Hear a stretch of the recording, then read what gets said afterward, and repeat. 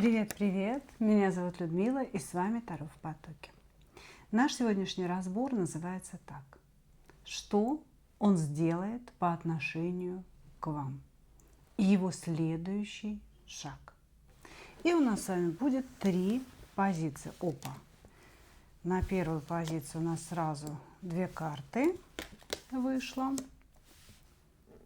Угу. Загадывайте, пожалуйста. Ну и начнем мы, как обычно, с сигнификации, что между вами. То есть просигнифицируем ситуацию между вами.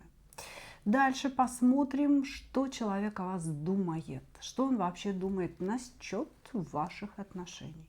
Ну и, конечно же, ответим на наш главный вопрос, да, его следующий шаг. Что же он будет делать в вашу сторону? Я думаю, что это очень важно, да, знать, что же человек будет делать.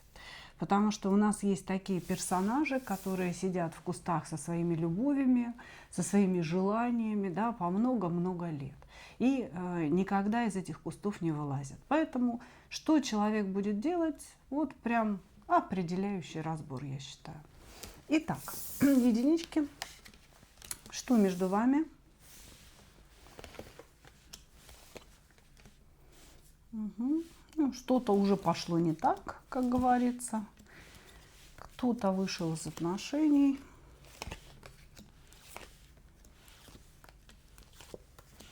Угу.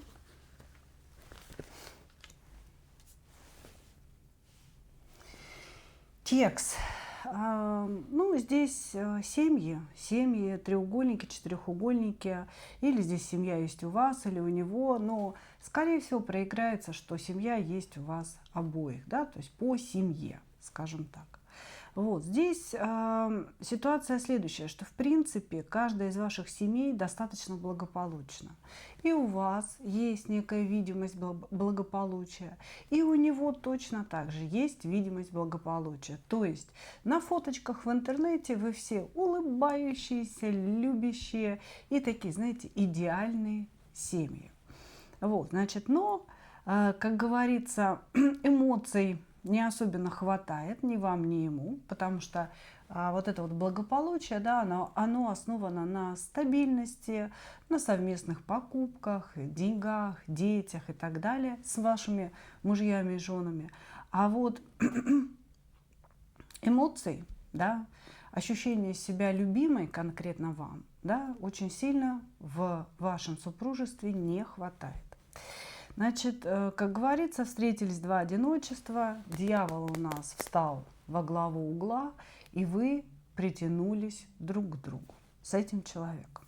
Значит, были отношения здесь, может быть, полноценные такие сексуальные отношения, может быть, полноценные платонические отношения. Такое тоже бывает, да, когда люди добирают эмоций вот именно в общении любовном, да, когда вам не хватает каких-то слов, когда вам не хватает какой-то нежности, разлитой в воздухе. И, может быть, у вас с этим человеком были именно такие, знаете, платонические отношения, когда каждый друг друга согревал. Но здесь в этом и суть, что отношения действительно были сформированы. Это не то, что вы мечтаете о мужчине, а он мечтает о вас, и все молчат. Нет. И мужчина знает о том, что вы влюблены в него, и вы знаете о том, что у мужчины есть к вам чувства. Да? Просто, может быть, не совсем уверены в их объеме, да, насколько там этого всего много. Вот, значит, на сегодня в отношениях ваших поставлена точка, ну, потому что вы оба устали от тяжести, вы устали от того, что слишком много вопросов, слишком много проблем и очень много напряжения. Ну, конечно, когда вы кого-то обманываете, как бы вы это ни называли, как бы вы себя не оправдывали, это обман. Да? И, естественно, напряжение есть и в вашем сердце, и в вашем разуме, когда вы постоянно пытаетесь что-то скрыть, где-то промолчать, где-то не договорить, чтобы вас не раскрыли. Да? То есть на самом деле это очень такая напряженная история. Вот, значит, вы оба решили поставить точку, но здесь, скорее всего, с вашей стороны был выход из отношений, вы замолчали, но, знаете, так интересно, как будто бы вы поговорили с мужчиной о том, что нужно поставить точку, мужчина согласился, а вы на это обиделись. Потому что здесь идет история того, что вы остались с какой-то обидой, с вот каким-то таким невыясненным внутренним вопросом. Вот, думаете друг о друге, вспоминаете, вы очень сильно тоскуете, расстроены от того, что ничего не вышло, от того, что все это кануло куда-то в пустоту. Ну, изначально вы тоже понимали оба, да, что ничего, собственно, и не выйдет. Я думаю, что просто не ожидали, что вас обоих так сильно накроет. То есть здесь идет информация про вас обоих. Не про то, что вы там, допустим, влюблены, а вот именно, что вы оба испытывали чувства и испытываете до сих пор, вы оба стремились, вас обоих понесло по дьяволу друг к другу, да, но какие-то вот разумные решения здесь были приняты. Разумные, но трагические. Хорошо. Я так понимаю, молчите, точки расставлены. Давайте посмотрим, что же он думает по этому всему поводу. Текст.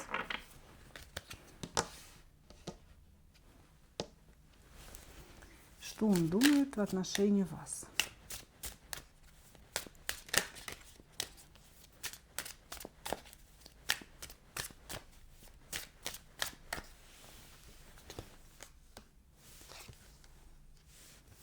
Угу.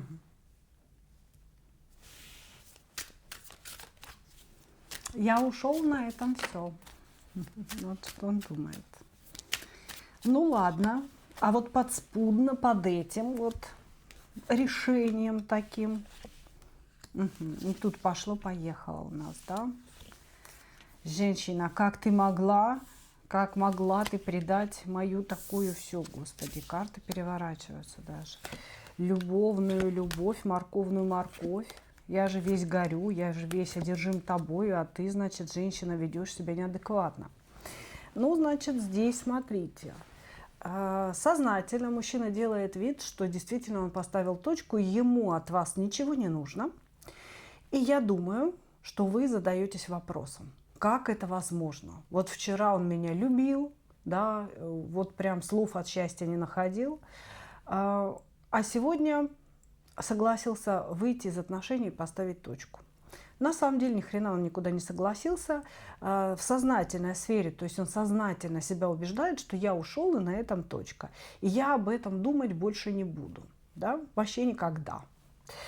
Но если мы углубляемся, да, после вот этой его фразы, да, типа «отстаньте от меня, не трогайте», то мы видим здесь вообще чувства. Мы видим чувства, мы видим любовь, мы видим страсть, мы видим притяжение, мы видим сумасшедшее желание с вами встретиться, увидеться и прикоснуться к вам, тактильно с вами повзаимодействовать, получить от вас сексуальные какие-то удовольствия. То есть человека ужасно к вам тянет. Ужасно. И на самом деле в глубине себя он вас очень сильно обвиняет. Он обвиняет в том, что вы приняли какое-то не то решение, которое он ждал. Вы от него отказались. Здесь человек очень сильно злится на то, что он не может пойти против вашей воли, понимаете?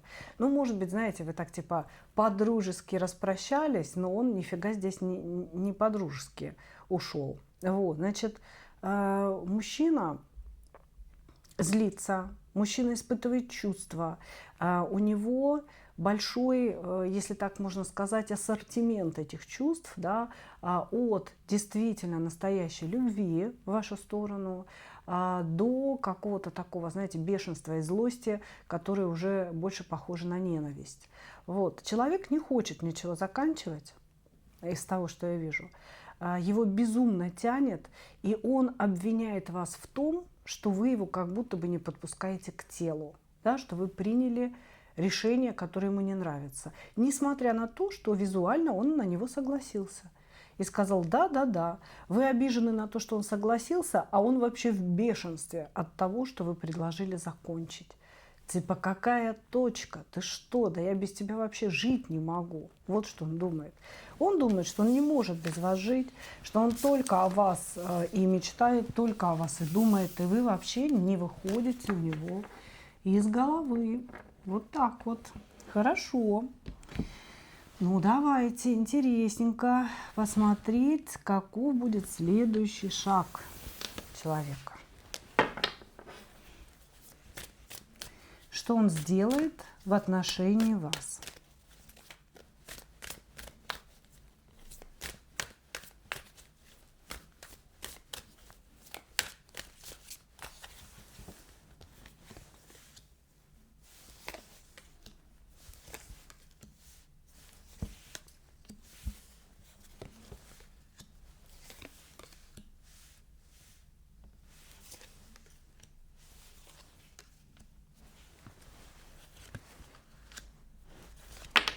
Тихо, спокойненько. Угу. Что он сделает в отношении вас? Ну, для начала он будет ждать. Не знаю, может быть, сам по себе человек такой, да? Он очень какой-то, знаете, наверное, это можно назвать упрямством. Человек, который всегда стоит на своем.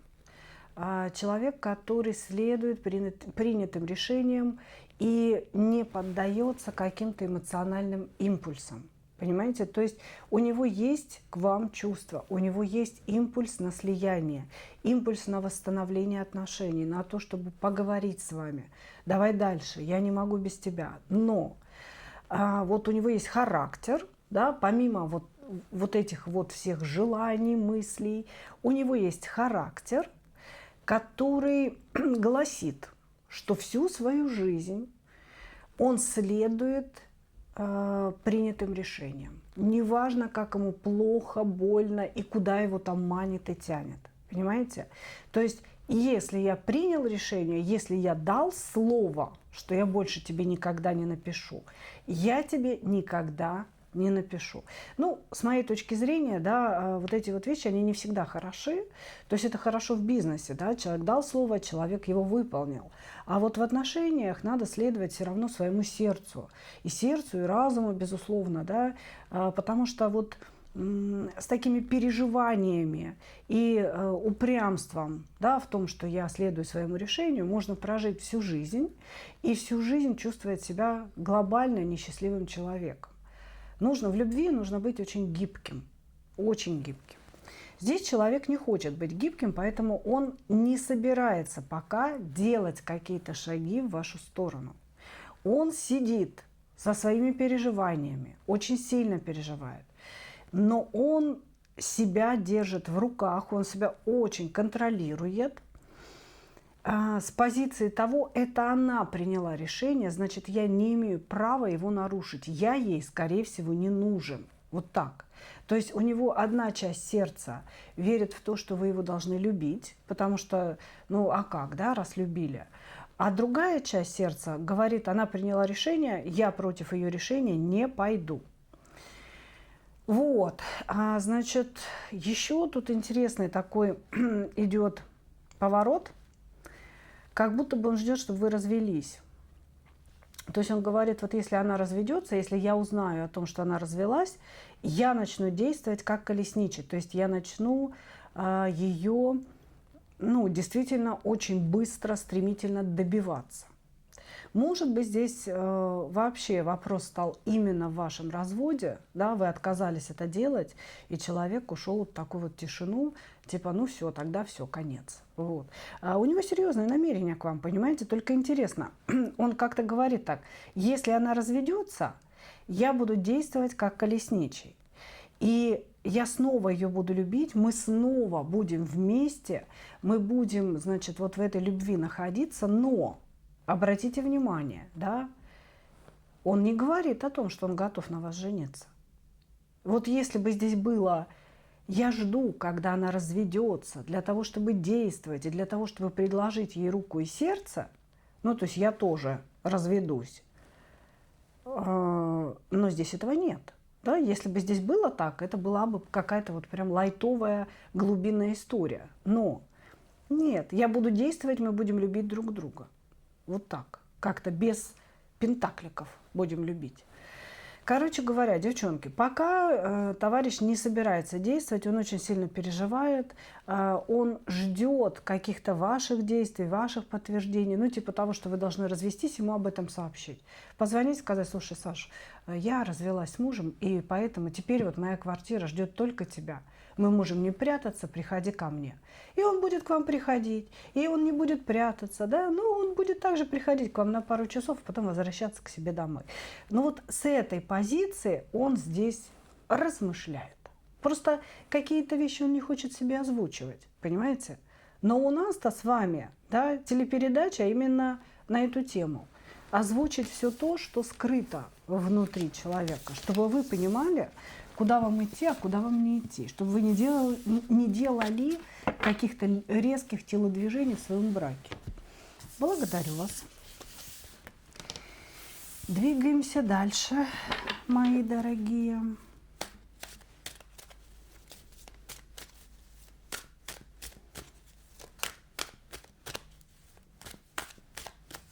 Двоечки. Угу. Что между вами?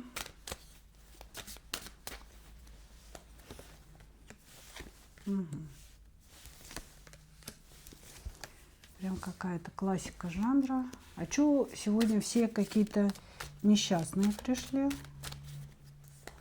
Где у нас счастливое начало отношений? Почему такого не вижу? Угу. Ой, ой-ой-ой-ой-ой-ой. Значит, почему классика жанра говорю? Значит, мужчина первоначально, когда за вами ухаживал, когда все это началось между вами, он окружил вас глобальным количеством любви, внимания, заботы, нежности. 100 раз на дню: доброе утро, добрый день, поцелуйки ночью, что ты как спала, что ты надевала, что ты кушала.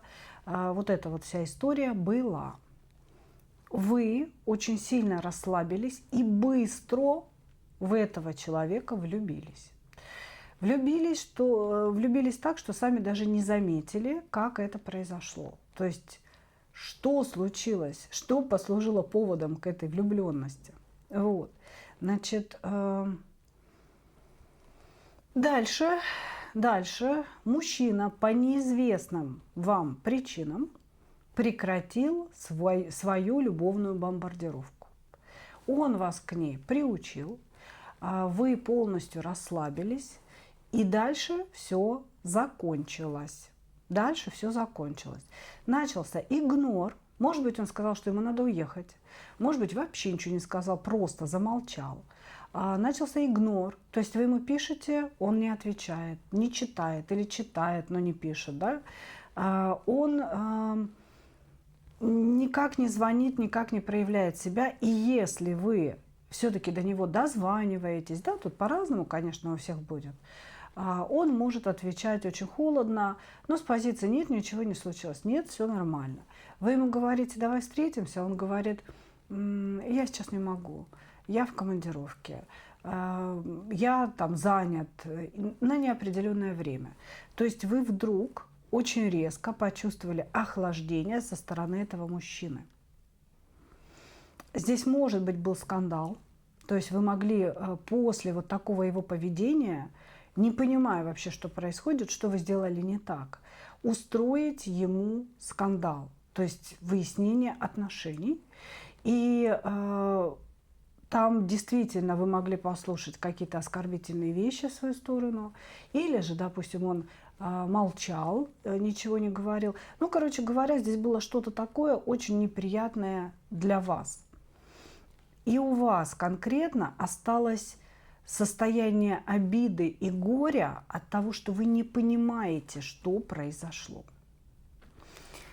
Вот, собственно говоря, здесь тоже какие-то точки, какие-то непонятные. Но здесь, понимаете, здесь у вас не было разговора на тему «мы ставим точку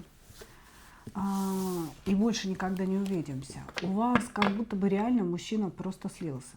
Мужчина слился, и вы не понимаете, что это было вообще. И было ли оно. Потому что у очень многих проиграется отсутствие сексуальной связи. Может быть, этот человек писал вам. Да, вот прям такой вот навязчивый поклонник был. Вы к нему привыкли, влюбились, начали взаимодействовать, а потом он херак это все обрубасил и свалил куда-то. То есть вот какая-то такая ситуация. Хорошо. Что он думает насчет вас и ваших отношений?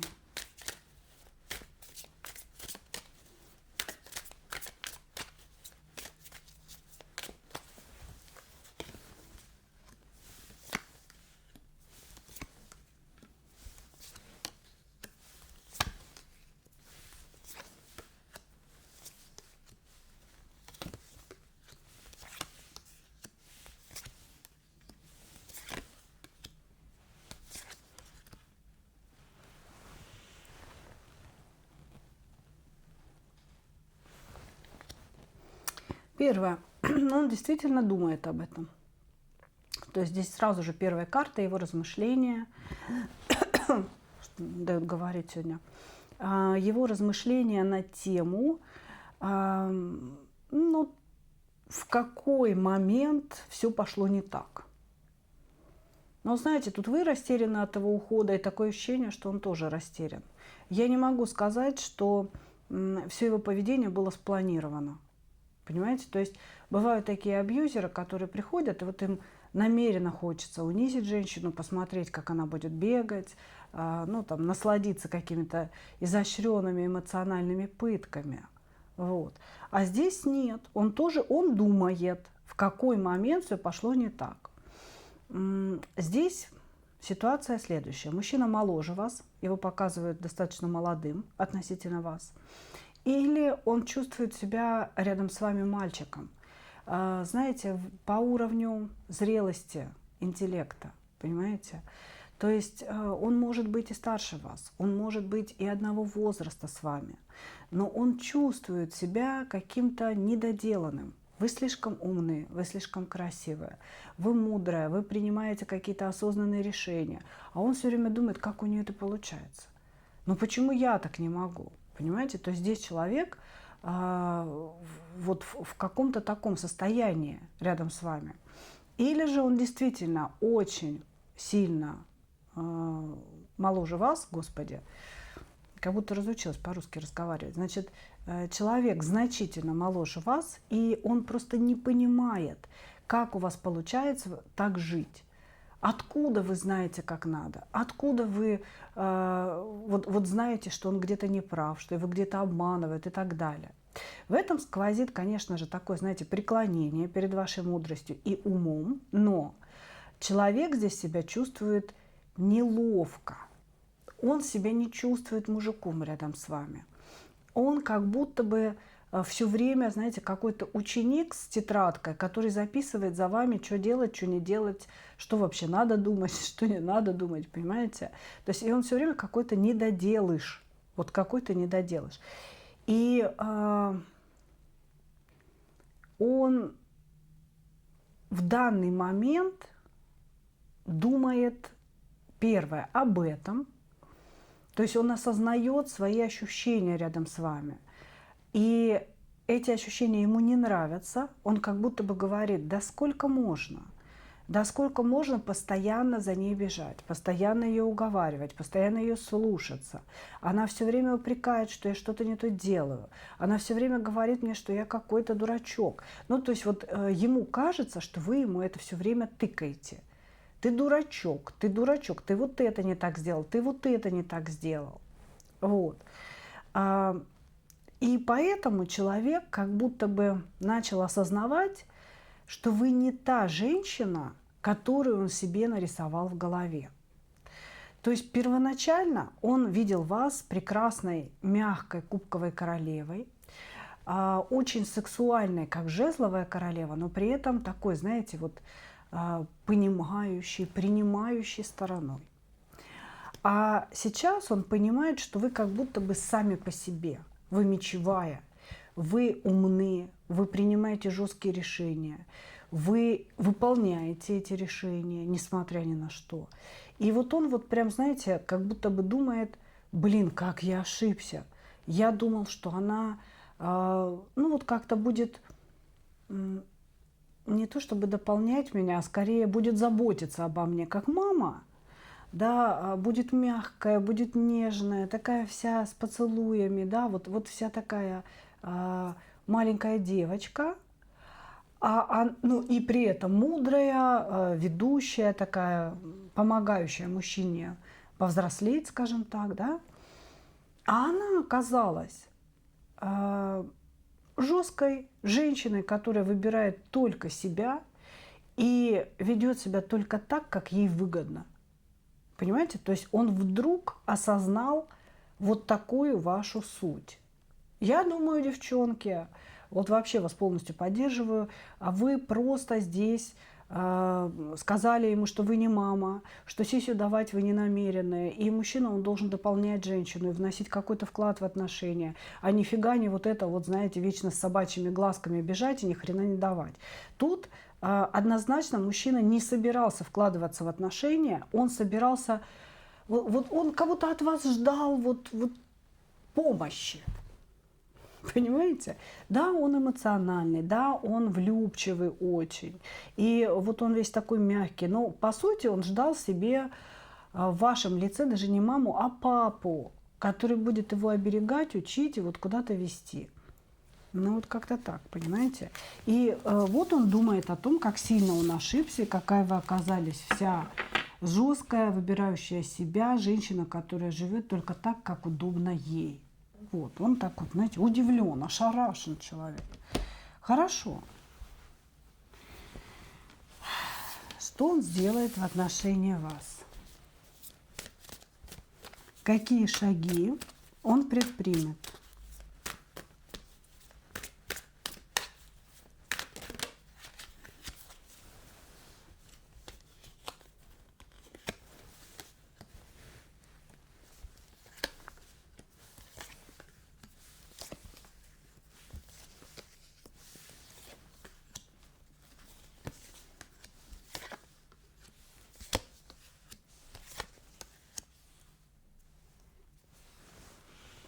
Вы знаете, здесь у человека сформировалась очень интересная зависимость от вас.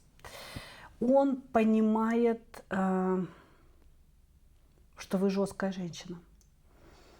Он понимает, что вы не пойдете на его условия. Но он без вас вообще не может. У него как будто бы, знаете, неважно, какие осознания, ну, неважно, какие он там решения принимает, его тянет. Его тянет безумно.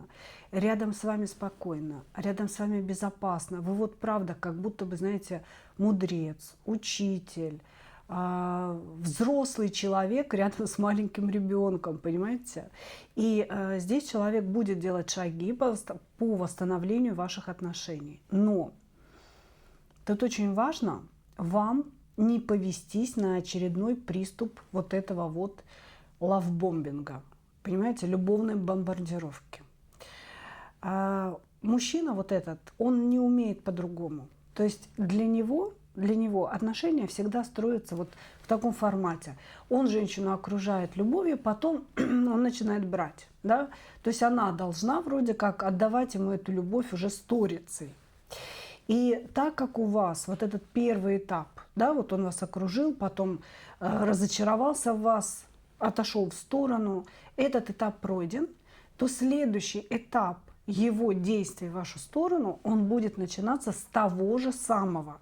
Он не умеет по-другому. Это будет: девочка моя, как я соскучился, как мне без тебя плохо, где ты там, давай мы срочно с тобой встретимся прямо сейчас, неважно, чем ты занята, давай там, я не знаю, попереписываемся, и начнет изливать вам свою душу, как ему было плохо без вас, и опять вот эту вот всю лапшу вешать, вешать, вешать, и вот если вы на это опять поведетесь и погрузитесь в это, все пойдет точно по такому же сценарию. Это очередной круг будет, очередной цикл.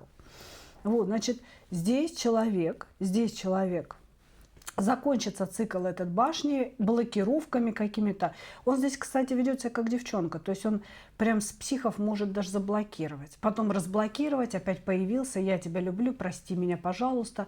Вася тряси, потом опять игнор, исчезновение, блок.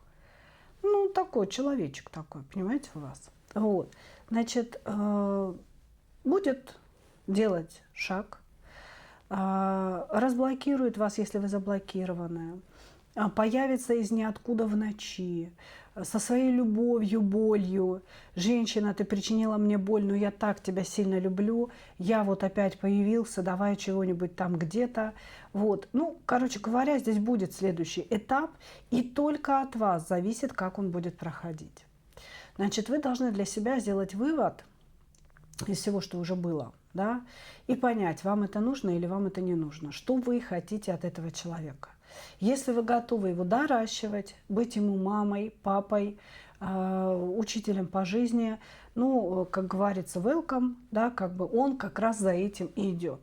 Если вы хотите равноправного партнера, а не дай бог еще мужчину настоящего, который даст вам защиту и заботу, но это не тот человек, понимаете, это вечный мальчик. Это вечный мальчик. Я не удивлюсь, если этот человек прожил с мамой всю свою жизнь, и вот мама сейчас умерла, да, и он ищет себе новую такую маму, которая полностью вот возьмет все на себя. Понимаете? Вот. Следующий шаг – это появление, разблокировка или вынырнет из тишины со своей огромной любовью, с тем, как он без вас скучал, как ему было плохо, и вообще он очень много думал, и он ничего не придумал. Ну, короче говоря, здесь будут опять все эти признания, изливания. Если вы хотели это вернуть, вот оно вернется. Только вы уже здесь совершенно другая, да, мечевые женщины прежде всего думают головой, да, это, кстати, от знака зодиака не зависит, это состояние, это энергия женщины.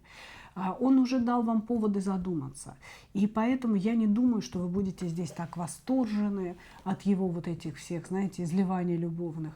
Я думаю, что вы будете здесь думать прежде всего, тратить ли на него свое время. Благодарю вас, мои дорогие. Двигаемся дальше.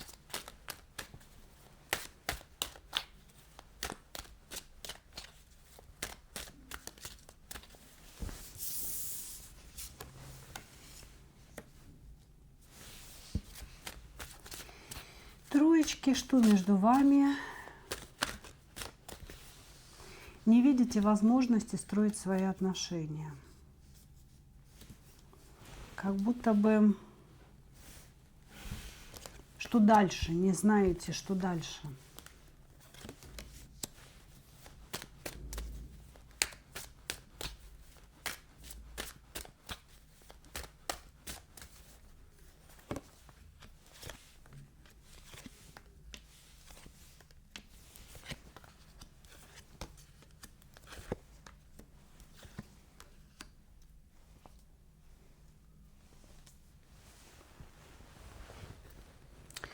Не знаете, что дальше.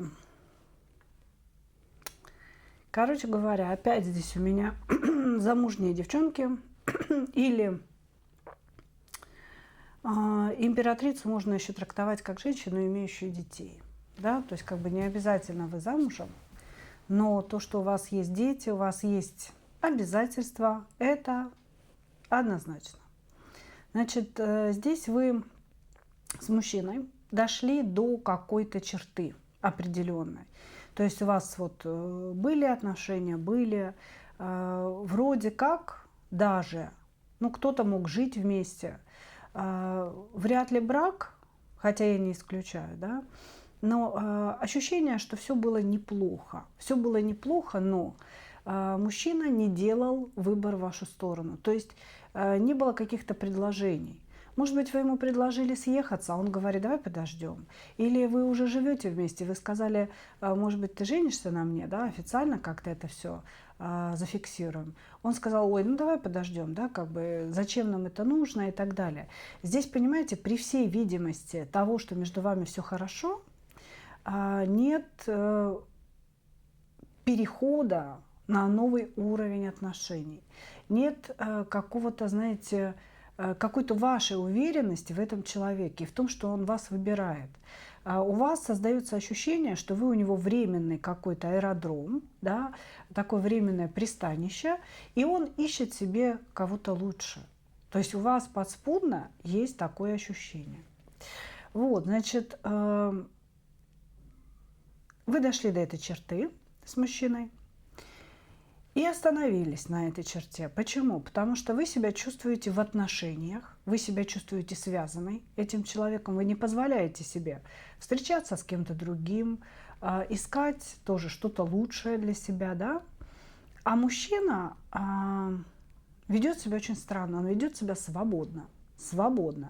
Может быть, какую-то переписку вы нашли, да, заниматься переписками, может быть, ездит в командировки. То есть здесь какая-то асимметрия в ваших восприятиях этих отношений. И вам это очень сильно надоело. Вы сейчас можете общаться, вы можете даже жить вместе. Или, допустим, если живете, он мог сейчас уехать куда-то. Но у вас нет ощущения, что вы его императрица. Понимаете? У вас нет этого ощущения. Также может быть, что вы замужняя дама, да,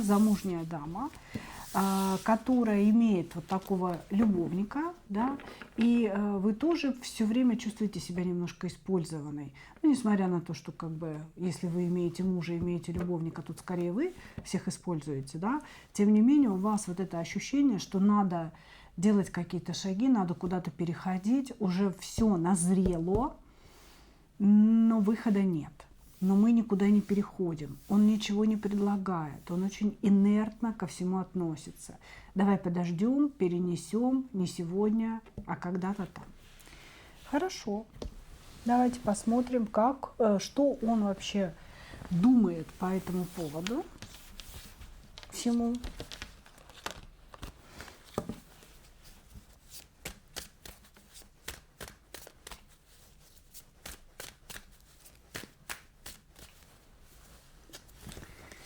Что он думает?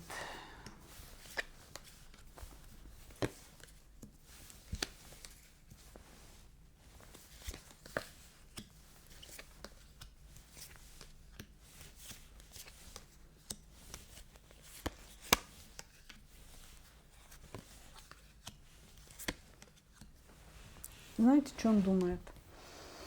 Он думает, как вы его задолбали. Он говорит, как она меня задолбала. Она всю мою любовь вывернула наизнанку и очень сильно ее отрицательно трансформировала. Здесь мужчина, который считает, что вы убили в нем чувства. Вот. Убили какими-то своими претензиями, упреками. Он говорит о том, что вы все время находите в нем какие-то изъяны. Вы все время его мучаете какими-то разговорами, которых он не хочет. Здесь человек говорит о какой-то навязчивости с вашей стороны. Может быть, вы ему пишете, и достаточно часто, да, и он такой, типа, да нафига она мне столько пишет, я уже от этого устал. Я бы сказала, что здесь человек перегорел к вам, понимаете? Может быть, да, были очень сильные эмоции между вами. Он вот так загорелся, да, по тузу жезлов, пережил это все очень-очень быстро, и все это перегорело. Когда человек остывает, когда происходит момент вот этого, знаете, перегорания внутреннего, эмоционального, он начинает винить же не себя. Это не я виноват, что я перегорел. Это она разочаровала меня. Она оказалась не той, о ком я мечтал. Никто никогда, ни мужчина, ни женщина не думают о себе. Никто из нас не думает, что это я перегораю, это со мной что-то не так, что-то в моих чувствах изменилось, надо над этим подумать. Нет.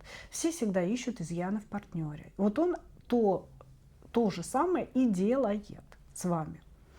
То есть вы надоели, вы задолбали, вы раздражаете, вы упрекаете, у вас очень много претензий, вы слишком много хотите. И это бесит. Почему бесит? Потому что вы перестали быть любимой. Как только любовь спадает, все это как пелена с глаз. Понимаете, все недостатки обнажаются. Вот об этом он думает. Не хочу мириться, не хочу приезжать, он говорит. То есть если вы сейчас не в ссоре, он не хочет откуда-то приезжать. Он не хочет встречаться. Он хочет, знаете, как будто бы, вот, чтобы его оставили в покое. Вот так. Чтобы его оставили в покое. Вы, скорее всего, постоянно говорите ему о том, что вы думаете о будущем, вы устали жить в какой-то неопределенности. И вот это вот все его ужасно бесит. Он ничего не хочет. Мало того, что он не хочет, ну, скажем так, думать о каком-то будущем с вами, так он вообще в принципе уже с вами ничего не хочет.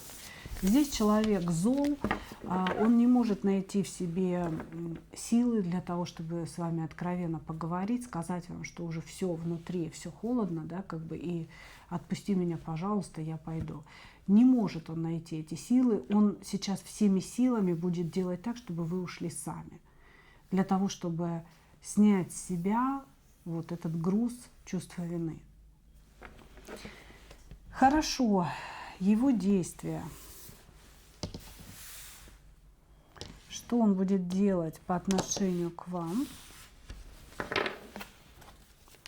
Какие следующие шаги вам ждать?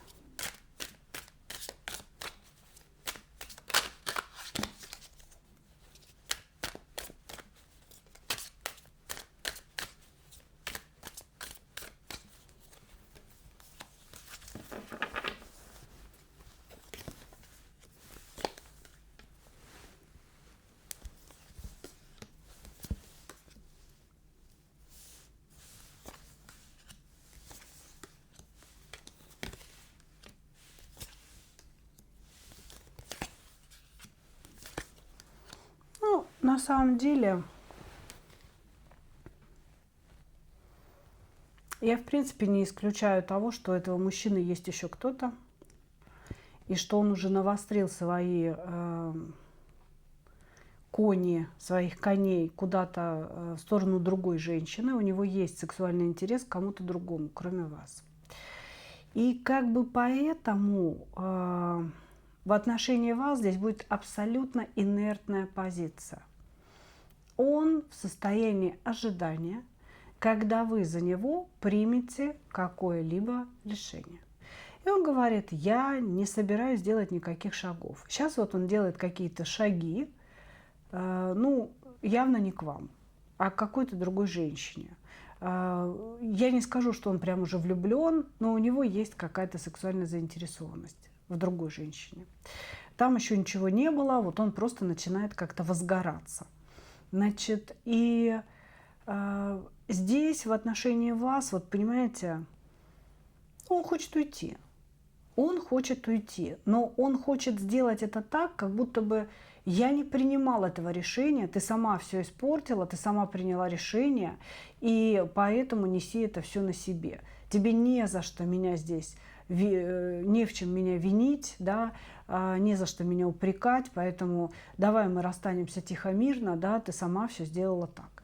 Вот, то есть здесь мужчина пока еще скрывает от себя самого, что он хочет полностью выйти из этих отношений. Но хочет сделать это так, чтобы не быть виноватым, чтобы ему не было стыдно за свое поведение, что якобы вот вы очень плохая, а он очень хороший. Но на самом деле его эмоции немножечко развернуты уже в другую сторону. Пытаться его здесь возвращать, заинтересовывать нет никакого смысла.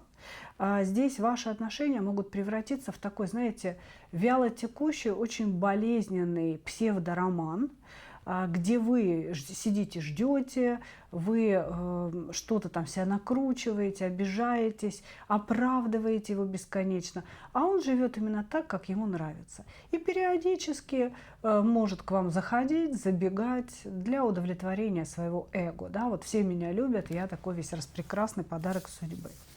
Ну вот как-то так, девчонки. Вот такая здесь ситуация. Вот такой у нас получился разбор. Благодарю вас, мои дорогие. И, как обычно, хочу пожелать вам только одного. Встретить свою настоящую любовь и не потерять в ней себя. Ну а мы с вами увидимся в следующих видео. Пока-пока.